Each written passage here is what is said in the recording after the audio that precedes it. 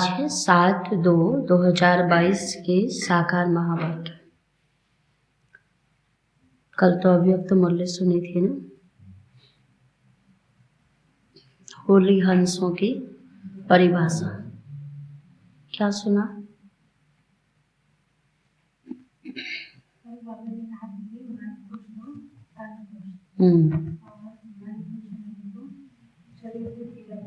हाँ, बीमार हो जाए। हाँ,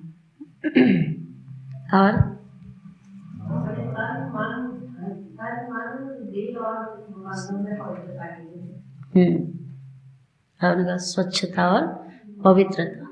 और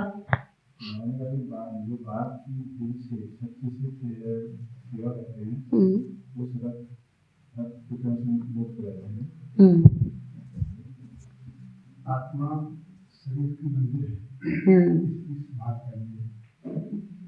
तन की स्वच्छता में बाबा ने कहा था कि ये शरीर जो है आत्मा का मंदिर है, और बाबा ने कहा जैसी मूर्ति होती है वैसा ही मंदिर भी होता है। तो आत्मा को कौन सा टाइटल दिया था बाबा ने? बाबा ने कहा इस समय तुम देवताओं से भी श्रेष्ठ, सोने से भी श्रेष्ठ बाबन का डायमंड, हीरा हो। और बाबा ने कहा जैसा भी पुरुषार्थ करते हो बाबा क्या हाँ, साफ दिल, सच्ची दिल। बाबा ने दिल की बात, ये पॉइंट कहा था, दिल की स्वच्छता में बाबा ने कहा था कि सच्चे दिल पर साहिब राज। भले ही स्व का पुरुषार्थ है या अन्य किसी की भी सेवा करते हो, तो बाबा ने कहा वो जो भी है बाबा के सामने उसको रखना है, सच्चे दिल से रखना है। और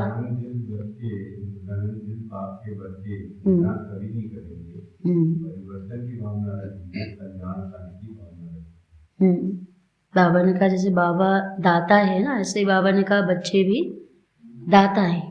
बाबा ने कहा फिर घृणा नहीं होगी तो क्रोध नहीं होगा। अच्छा, आज बाबा कहते हैं मीठे बच्चे,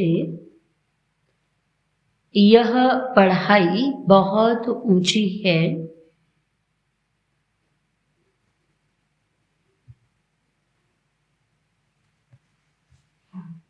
इसमें माया रावण ही विघन डालता है।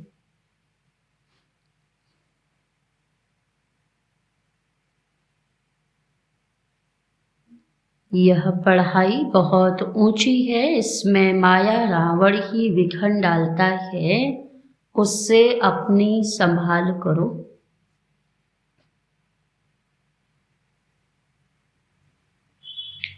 प्रश्न है तुम्हारी सर्विस वृद्धि को कब प्राप्त होगी? तुम्हारी सर्विस वृद्धि को कब प्राप्त होगी? उत्तर है, पहला पॉइंट, जब तुम सर्विस करने वाले बच्चे पक्के नष्टोमुखा, जब तुम सर्विस करने वाले बच्चे पक्के नष्टोमुखा योग युक्त बनेंगे,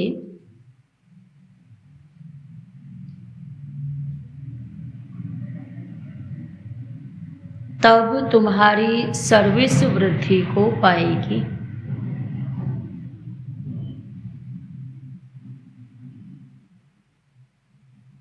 तुम सबका उद्धार करने के निमित्त बन जाएंगे।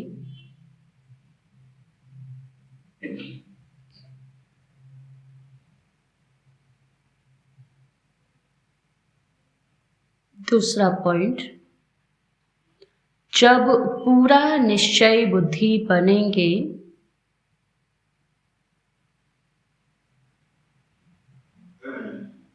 बाप के हर डायरेक्शन को अमल में लाएंगे,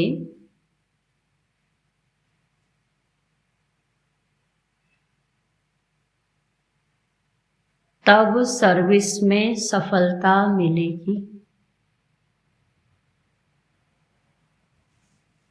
तब सर्विस में सफलता मिलेगी।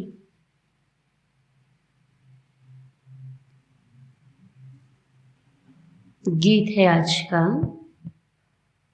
मैं एक नन्हा सा बच्चा हूँ, तुम हो बड़े बलवान, प्रभु जी मेरी लाज रखो। ओम शांति। बाप आकर छोटे छोटे बच्चों को समझाते हैं, कोई छोटे हैं, कोई मीडियम हैं और कोई बड़े हैं। तो बड़े उनको कहा जाता है जो ज्ञान को अच्छी रीति समझ और समझा सकते हैं। यहाँ छोटे, मीडियम और बड़ा बाबा कोई साइज के हिसाब से नहीं कह रहा, एज ग्रुप के हिसाब से नहीं, बाबा ज्ञान के हिसाब से। जो नहीं समझा सकते उनको छोटे बच्चे कहा जाता है। छोटा बच्चा तो फिर पद भी छोटा, यह तो समझने की बात है। मनुष्य पानी में स्नान करते हैं, कुंभ मेला मनाते हैं। अभी कुंभ माना संगम, तो संगम का मेला तो है ही एक बड़े ते बड़ा, जिसको ज्ञान सागर और ज्ञान नदियों का मेला कहते हैं। फिर उन्होंने उस नदी और उस सागर के संगम को कुंभ का मेला बताया। बाबा कहते सबसे बड़ा मेला तो यह है। तो ब्रह्मपुत्रा नदी है बड़ी, जो कलकत्ते तरफ सागर में जाकर मिलती है। ऐसे तो सरस्वती, गंगा आदि बहुत नदियां हैं जो सागर में जाती हैं। नदियों से फिर तालाब आदि बनते हैं। तो बच्चे जानते हैं ज्ञान सागर एक शिव बाबा है और यह ब्रह्मा भी ज्ञान नदी ठहरी। इनका और ज्ञान सागर का मेला है। वास्तव में इसको ही सच्चा कुंभ कहा जाता है, जो इस समय बाबा कहते हैं आत्माओं और परमात्मा का मेला है। तो पहले पहले यह निकली, इनका है संगम। पिछाड़ी में जाकर मिले हैं तो जरूर पहले उनसे निकले हैं। तो ज्ञान सागर से पहले निकला यह ब्रह्मा, फिर सतयुग में पहले नंबर में भी यह जाते हैं। सरस्वती और ब्रह्मा का मेला नहीं है, ब्रह्मपुत्रा और सागर का मेला है। मनुष्य कुंभ के मेले पर जाते हैं, वहां जाकर स्नान करते हैं। नदियां तो बहुत मिलती हैं, कोई इधर से आई, कोई इधर से, जाकर के तो सब सागर में ही मिलेंगी ना। अब यहाँ कितनी ज्ञान गंगाएं आकर मिलती हैं। बाबा ने समझाया बहुत अच्छा है। यह जो नदियों पर रोज स्नान करने जाते हैं, अब उनसे बचावे कौन? कौन उनको बताए कि ये तो नदियों का, पानी का स्नान है, यहाँ तो आत्मा का स्नान करना है ना, ज्ञान से। बाबा कहते हैं यह कोई ज्ञान गंगाई नहीं है, इनमें तो कच्छ मच्छ सब स्नान करते हैं। जो रोज स्नान करने जाते हैं उनको समझाना चाहिए कि तुम यह करते करते कंगाल बन पड़े हो। ऐसे तो हरिद्वार में रहने वाले तो रोज ही गंगा में स्नान कर रहे हैं ना, वहां तो कब के स्वर्ग आ जाना चाहिए था। तीर्थों पर मनुष्य बहुत खर्चा करते हैं।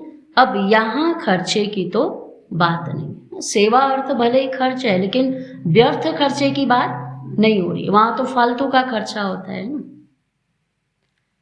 जब मैं आता हूँ तो आकर सबकी सदगति करता हूँ, नॉलेज देता हूँ। कौन सी नॉलेज? बाबा कहते मन मना हो, मुझे याद करो तो इस याद की अग्नि से तुम्हारे विकर्म विनाश होंगे और तुम पावन बनेंगे। योग से ही तुम पावन बन सकते हो, न कि पानी के स्नान से। बाबा कहते ऐसा उनको समझाना है। सीधे ये नहीं कहना कि ऐसे स्नान करने से पावन थोड़ी बनते। बाबा की तो उनको बताना है कि ये जो गंगा में स्नान करते आ रहे हो, ये तो तुम आधा कल्प से करते आ रहे हो, तो फिर आत्मा ही इतनी पतित कैसे रह गई? तो वास्तव में यह ज्ञान स्नान है और वह पानी की नदियाँ, यह ज्ञान नदियाँ, इसमें सिर्फ बाबा को याद करना है। इसको स्नान भी नहीं कहा जाए, यह तो बाप मत देते। यहाँ तो श्रीमत है ना, तो जो जितना श्रीमत पर चलेगा उतना पावन बनेगा। ज्ञान से सद्गति होती है। तुम 21 जन्मों के लिए सद्गति में जाकर फिर दुर्गति में आते हो। सतो प्रधान से सतो रजो तमो में जरूर आना है। फिर ऐसा थोड़ी कि सतो प्रधान बन गए तो वही बैठे रहेंगे। फिर बाबा कहते हैं धीरे धीरे नीचे भी उतरना ही। तो यह सब बातें तुम बच्चे ही समझते हो और यहाँ बच्चे ही आते हैं रिफ्रेश होने के लिए, नया तो कोई आ न सके और जाएगा भी तो कुछ उसको समझ में आएगा ही नहीं। बाबा कहते हैं मैं बच्चों के आगे ही आता हूँ, यह तो गुप्त माँ हो गई, ब्रह्मा तो गुप्त माँ हो गई। तो तुम बच्चे कोई से प्रदर्शनी मेले का उद्घाटन कराते हो तो उनको कुछ समझाकर फिर कराना चाहिए, ऐसा ना हो कुछ उल्टा सुल्टा बोल दे। इतना लिखने के बाद, समझाने के बाद भी तो नाम से ही उल्टा बोल देते हैं ना। प्रजापिता, कई तो प्रजापति कर देते हैं उसको, हाँ, फिर ब्रह्मा कुमारी के बदले ब्रह्म कुमारी कर देते। तो बाबा कहते हैं उसको कम से कम पहले ये चीज़ें समझानी है, जो अगर वो बोले तो उतने लोग उसको सुनेंगे, तो फिर नहीं तो उन पर भी उसका गलत प्रभाव पड़ेगा ना। यह तो लाचारी कराना पड़ता है उठाने के लिए कि चलो ये इस चीज़ को सुनेगा, समझेगा, करेगा तो शायद दूसरों की बुद्धि में भी ये चीज़ बैठ जाएगी। कुछ समझें तो कह सकें यह संस्था बहुत अच्छी है, मनुष्य से देवता बनाने वाली है, परंतु इतना कोई समझते नहीं है, न किसी की बुद्धि में बैठता है। तो बाबा कहते जिन जिन से उद्घाटन कराया है उन्होंने कोई बात समझी नहीं है, कोई को भी निश्चय नहीं हुआ। इतने जो आए उन्होंने भी किसी को सेमी निश्चय कहेंगे, जो फिर आकर कुछ न कुछ समझने की कोशिश करेंगे। हजारों समझने के लिए आते हैं, उसमें से 5-7 निकलते हैं, तभी तो कहा जाता है कोटों में कोई। इतने टाइम से मधुबनी कितना जो भी प्रोग्राम होता है उसमें हर किसी VIP को बुलाते हैं ना, बड़ों को। तो सोचो बाबा कहते अगर इतने टाइम से मधुबन में जितने जा रहे हैं, फिर उसके बाद सेंटरों में जितने जाते हैं, इतनों को जो समझ में आ जाता, तो अभी तो लगभग सारी दुनिया को समझ में आ ही जाता ना, निश्चय हो ही जाता। बाबा कहते आते ही समझते हैं लेकिन पूरा निश्चय नहीं बैठता। जब कोई प्रदर्शनी मेला आदि करते हैं तो 5-6 निकल आते हैं, नहीं तो मुश्किल कभी कोई आता है। अक्सर करके पुराने ही आते रहते हैं, उसमें भी कोई को आधा निश्चय, कोई को चौथा, कोई को 10% है। और जो इतने बड़े मेले से निकल के आएगा उसको तो निश्चय भी होगा ना कि देखो इतने हजारों लोगों ने सुना, लेकिन उसमें से तो सोचो उस एक के लिए बाबा ने कितना खर्चा करवाया है ना। इतना बड़ा मेला केवल एक ही के लिए लगा था, बाकी ने तो सुना, और वो तो उनके लिए तो वो आम है, जैसे और जगह सब कुछ होते रहता है, चहल पहल वैसे है। लेकिन जो उस मेले में से बाबा का बच्चा निकलेगा उसको कितना निश्चय होगा कि देखो बाबा ने मेरे को ढूंढने के लिए इतना बड़ा मेला लगाया।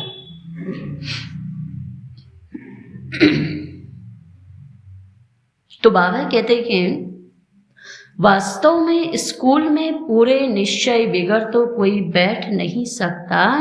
निश्चय हो तो समझें बैरिस्टर बनना है तो इम्तिहान जरूर पास करना है। यहाँ तो संशय बुद्धि भी बैठ जाते हैं कि चलो देखें क्या है। स्कूल में थोड़ी ऐसा बोलेगा कि चलो देखते हैं क्या है, स्कूल में तो पढ़ाई होती है। तो बाबा कहते हैं समझते हैं धीरे धीरे निश्चय हो जाएगा कि मनुष्य से देवता बनते हैं, यहाँ निश्चय होने के लिए बैठते हैं, फिर चलते चलते टूट भी पड़ते हैं। 4-5 वर्ष पढ़ते पढ़ते फिर संशय आ जाता है तो निकल जाते हैं। यह पढ़ाई है बहुत ऊंची और इसमें माया रावण के विघ्न भी पड़ते हैं। तो जितनी ऊंची पढ़ाई, जितनी ऊंची मंजिल, उतनी बड़ी माया। तो माया समझने नहीं देती, माया बच्चों की पढ़ाई में भी विघ्न डालती है। तो यह स्कूल बड़ा वंडरफुल है। दिलवाड़ा मंदिर भी कितना अच्छा यादगार बना हुआ है। तो वह है जड़ मंदिर जो स्वर्ग स्थापन अर्थ होकर गए जगत अम्बा, जगत पिता और उनके बच्चे उन्हों के ही जड़ यादगार बनते हैं। जैसे शिवाजी आदि सब चैतन्य में थे, अब उन्हों का यादगार है। तो जो उन्होंने श्रेष्ठ कर्म किए उसके आधार पर उनका यादगार बनाया कि जो भी आए तो उसको पता पड़े कि इन्होंने क्या किया। तो ऐसे ही बाबा कहते जो दिलवाड़ा में जगत अम्बा, जगत पिता और बच्चे हैं, तो संगम पर उनका इतना बड़ा गायन है, तभी तो फिर इतना बड़ा मंदिर भी तो बना ना, ऐसे ही थोड़ी मंदिर बन गया। तो बाबा कहते हैं अब जगत अम्बा और जगत पिता चैतन्य में आए हैं। 5000 वर्ष के बाद फिर वही एक्ट करेंगे जो उनके चित्र निकलेंगे। पहले तो जरूर चित्र नहीं होंगे, पहले तो प्रैक्टिकल में थे, फिर जब बाबा कहते हैं बाद में चले गए तो फिर यादगार बनाया। तो यह सब चित्र आदि खत्म हो जाएंगे, फिर पहले चित्र बनने शुरू होंगे। यादगार भी तो पहले पहले शिव बाबा का ही बनेगा। फिर उनके बाद त्रिमूर्ति ब्रह्मा विष्णु शंकर के, फिर जो तुम अभी सेवा करते हो उनके भी निकलेंगे कि नंबरवार। तो सब पतित पावन को याद करते हैं, परंतु समझते नहीं कि हम पतित हैं। वास्तव में सच्चा सच्चा ज्ञान यह है जिससे ही सद्गति मिलती है। तो ज्ञान तो गुरु द्वारा मिलता है, पानी की नदियां कोई गुरु थोड़ी। एक तरफ कहते हैं सद्गति के लिए गुरु करो, है ना, सतमार्ग के लिए गुरु करो, और एक तरफ कहते हैं कि पानी में स्नान करने से सद्गति मिलती है।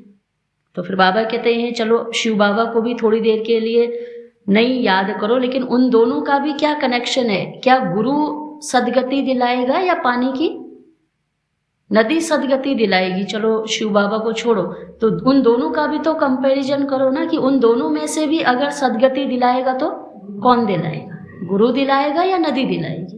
तो बाबा कहते तब समझ में आएगा ना गुरु दिलाने वाला सद्गति, ना पानी की नदी। तो बाबा कहते हैं पानी की नदियां कोई गुरु थोड़ी, यह सब अंधश्रद्धा है। ऑक्यूपेशन समझने के बगैर कुछ भी पा नहीं सकते। ऐसे नहीं दर्शन करूं, यह सब फालतू है, दर्शन की कोई बात नहीं। यह तो कोई नए से मिलना पड़ता है, क्योंकि बड़े ते बड़ा आवाज निकलता है, परंतु देखा गया है बड़े लोग आवाज नहीं कर सकते। बाबा की तरह उनकी आबरू चली जाती है ना, इज्जत चली जाती है। बोला अच्छा इसको भी ब्रह्मा कुमारियों का जादू लग गया, तो इसलिए वो क्या करता है, वो अपना सुन लेता है, अच्छा अच्छा करता है, लेकिन दूसरे को बताता है। गरीब, बाबा कहते गरीब कर सकते हैं, हाँ कोई ज्ञान धन में भी साहूकार हो जाए तो आवाज कर सकते हैं। यह पानी की नदियों में तो स्नान करने, बाबा कहते यह तो पानी की नदियों में स्नान करते ही आए हैं, इस गंगा स्नान से सद्गति नहीं मिल सकती। पतित पावन सद्गति दाता तो एक ही बाप है, और वह आकर सर्व की सद्गति करते हैं। बाबा कहते हैं सद्गति तो 1 सेकंड में मिल सकती है। फिर इतने समय से स्नान क्यों कर रहे? जब सदगति 1 सेकंड में मिलती तो हर साल क्यों कुंभ के मेले पर पहुंच जाते? तो समझते हैं ना कि हाँ अभी पाप नहीं धुले हैं, तभी तो पहुंच जाते हैं, नहीं तो एक बार स्नान करते बस पावन बन जाते। श्रीमत कहती है मुझे याद करो तो अंतमति सो गति हो जाएगी, इसको योग अग्नि कहा जाता है।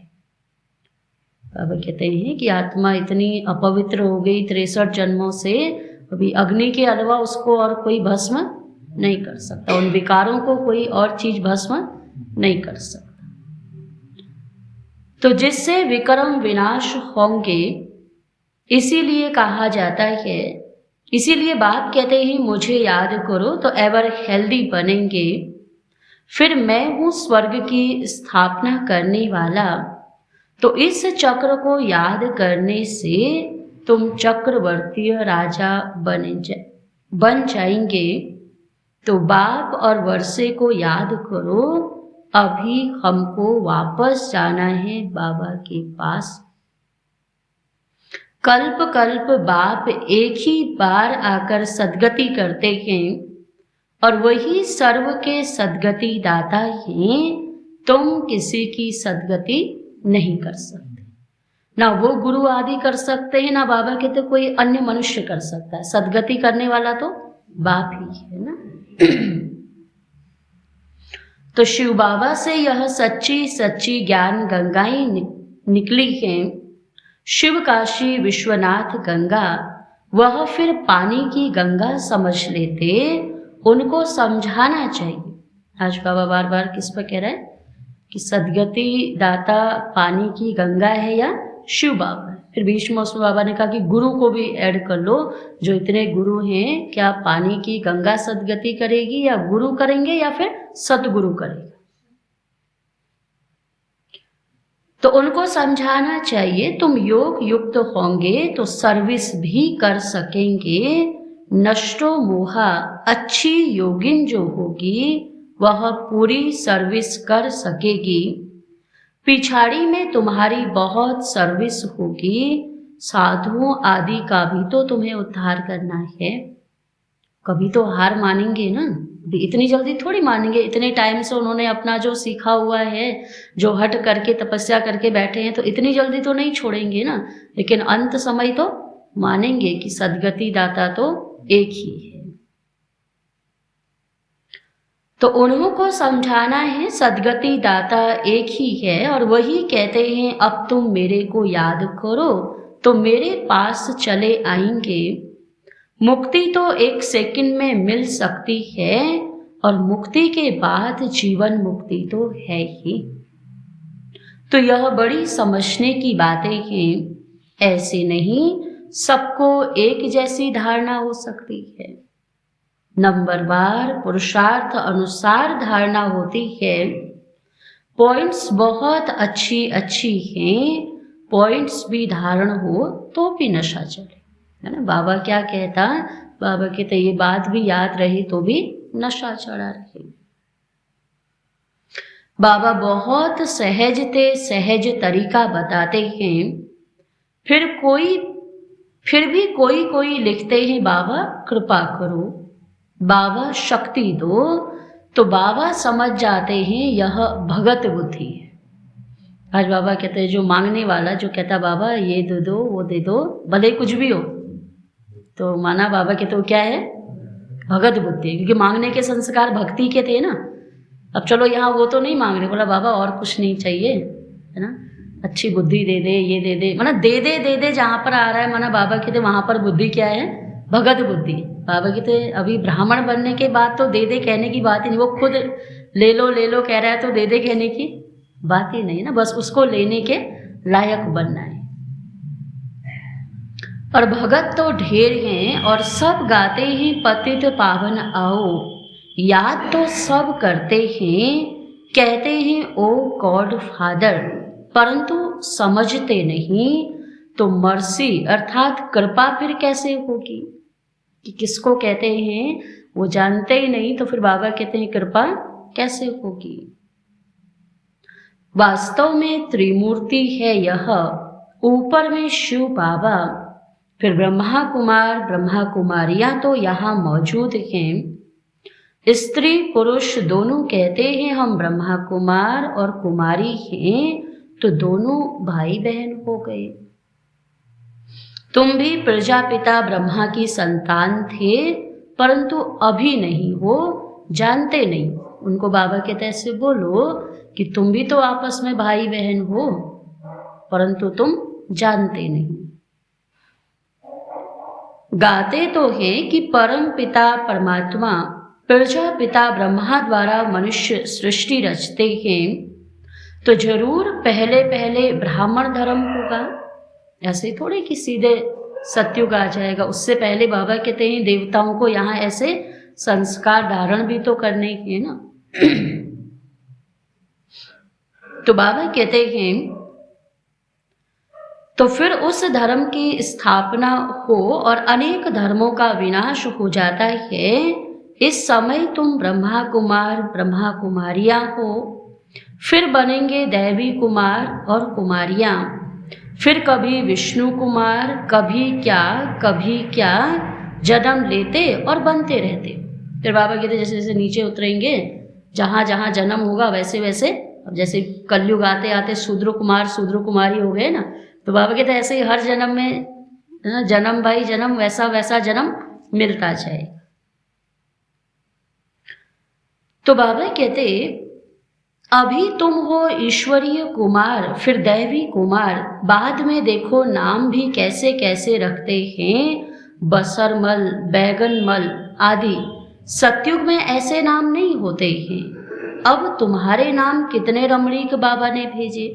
उस समय तो 300 भाई बहनों की लिस्ट बाबा ने भेजी थी ना, तो नाम अर्थ सहित थे, ऐसे ही नाम नहीं थे। जैसे दादी प्रकाश मणि था तो प्रकाश, जैसे चारों तरफ विश्व में प्रकाश फैलता है, तो इस तरीके से बाबा ने उस समय नाम दिए थे। और बाबा कहते हैं अभी के नाम तो चलो अभी आज से 50 साल पहले भी थोड़ा ढंग के नाम हुआ करते थे। अब आज के नाम तो ऐसे हो गए जो एक सीधा साधा व्यक्ति तो बोल भी नहीं पाए।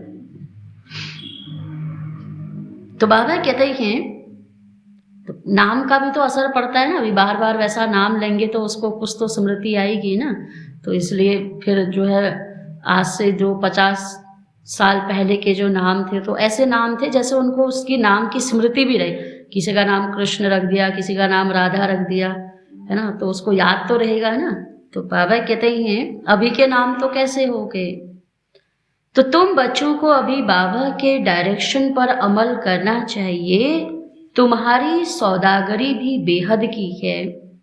बड़ा सौदा करेंगे तो बड़ा पद मिलेगा 21 जन्मों के लिए। इसको परसों भी बाबा ने कहा था ना, व्यापारी। बाबा कहते हैं व्यापार करने के लिए भी तो डायरेक्शन को फॉलो करना पड़ता है ना। बहुत करके गरीब अबलाई ही अच्छा वर्षा पाती हैं, धनवान नहीं पाते।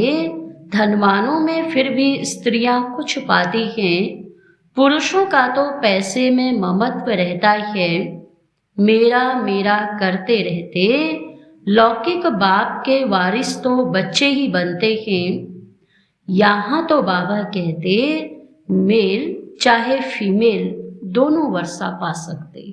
बाबा के तो लौकिक में तो केवल मेल को मिलता है, फीमेल को नहीं मिलता, लेकिन यहाँ तो सब पा सकते हैं।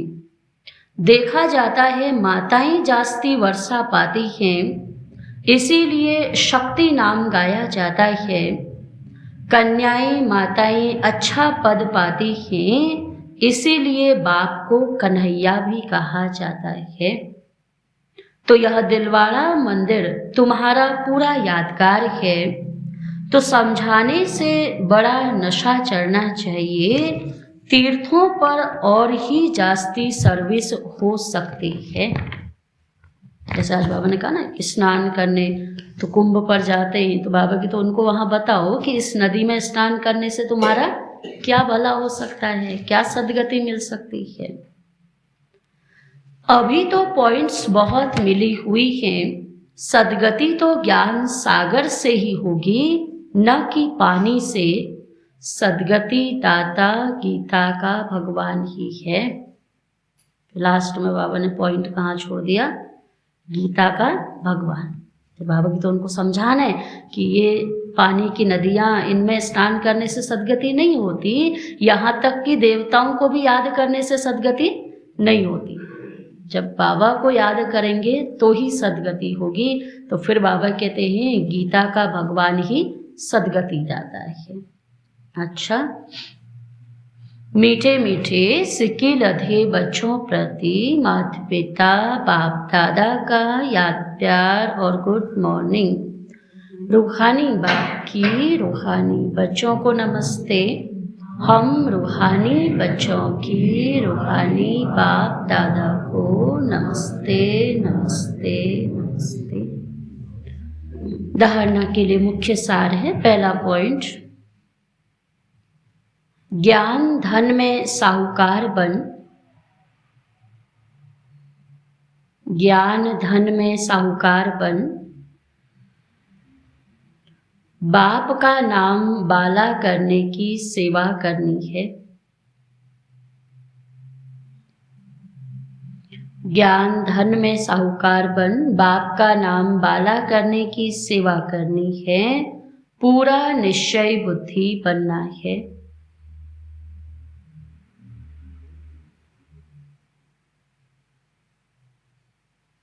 किसी भी बात में संशय नहीं लाना है।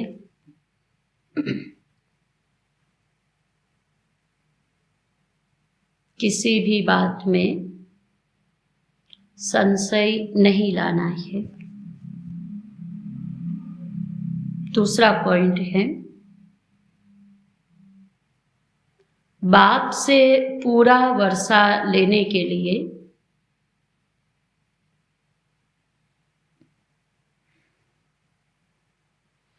मेरे में जो ममत्व है, बाप से पूरा वर्षा लेने के लिए मेरे में जो ममत्व है उसे छोड़ देना है।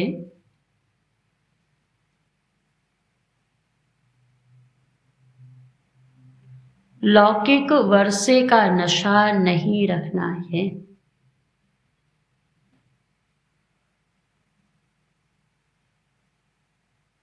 लौकिक वर्षे का नशा नहीं रखना है।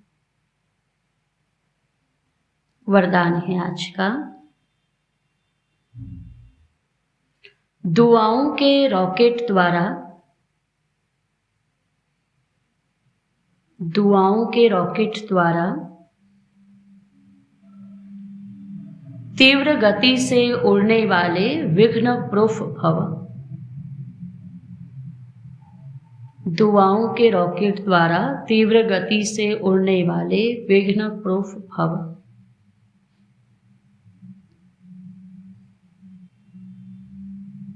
बाबा कहते, माता पिता और सर्व के संबंधों में आते हुए दुआओं के खजाने से स्वयं को संपन्न करो तो कभी भी पुरुषार्थ में मेहनत नहीं करनी पड़ेगी।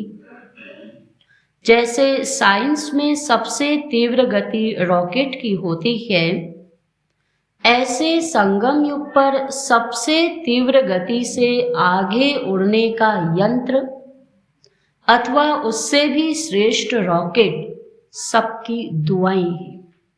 और अंत समय में बाबा कहते हैं ये दुआएं ही तो काम आएंगी ना। जब तन का भी रोग होगा, बुद्धि भी भटकेगी, तो उस समय जो अनेक आत्माओं की दुआएं होंगी वो हमको स्थिर रखेंगी। जैसे कोई भी विघ्न जरा भी स्पर्श नहीं कर सकता, इससे विघ्न प्रूफ बन जाएंगे, युद्ध नहीं करनी पड़ेगी। बाबा कहते अगर सबकी दुआएं, ये स्टॉक है, जैसे वहाँ भी ऐसे समय के लिए स्टॉक रखते हैं ना, जब किसी के पास कुछ ना हो लेकिन हमारे पास ये स्टॉक तो रहना चाहिए चीज़ों का। तो ऐसे ही बाबा कहते हैं आत्मा के लिए कौन सा स्टॉक है? दुआओं का। जो अंत समय अगर बुद्धि भटके भी तो अनेक आत्माओं की जो दुआएं हैं वो हमारी बुद्धि को भटकने ही ना दें। स्लोगन है आज का, परोपकार की भावना से संपन्न बनना ही श्रेष्ठता का आधार है। परोपकार की भावना से संपन्न बनना ही श्रेष्ठता का आधार है।